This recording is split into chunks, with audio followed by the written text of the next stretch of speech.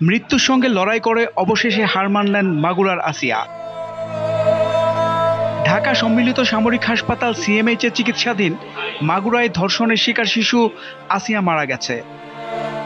আজ ১৩ মার্চ বৃহস্পতিবার দুপুরে বাংলাদেশ সেনাবাহিনীর ভেরিফাইড ফেসবুক পেজ থেকে বিষয়টি জানানো হয়েছে। একই সঙ্গে বাংলাদেশ সেনাবাহিনীর পক্ষ থেকে শোক জানানো হয়। পোস্টে জানানো হয়, অত্যন্ত দুঃখ ভরাক্রান্ত হৃদয়ে জানানো যাচ্ছে যে মাগুরায় নির্যাতনের শিশুটি আজ ১৩ মার্চ ২০২৫ তারিখ দুপুর ১টায় সম্মিলিত সামরিক হাসপাতাল ঢাকায় শেষ নিঃশ্বাস ত্যাগ করেছে। ইন্না লিল্লাহি ওয়া ইন্না ইলাইহি রাজিউন। সম্মিলিত সামরিক হাসপাতাল সিএমএইচ এর সর্বাধুনিক চিকিৎসা ব্যবস্থা প্রয়োগ এবং বিশেষজ্ঞ চিকিৎসকদের সর্বোচ্চ প্রচেষ্টা সত্ত্বেও তাকে বাঁচানো সম্ভব হয়নি। শিশুটি আজ সকালে ৩বার কার্ডিয়াক অ্যারেস্ট হয়েছে। ২বার স্থিতিশীল করা গেলেও তৃতীয়বার আর হৃদস্পন্দন ফিরে আসেনি।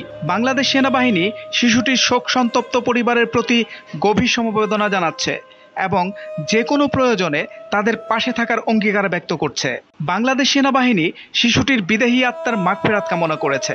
এ ঘটনায় গভীর শোক প্রকাশ করেছেন প্রধান উপদেষ্টা প্রফেসর মোহাম্মদ ইউনূস। আসামিদের দ্রুত বিচারের আওতায় নিয়ে আসার নির্দেশ দিয়েছেন তিনি। সোহেল মাহমুদ, দৈনিক নতুন সময়, ঢাকা।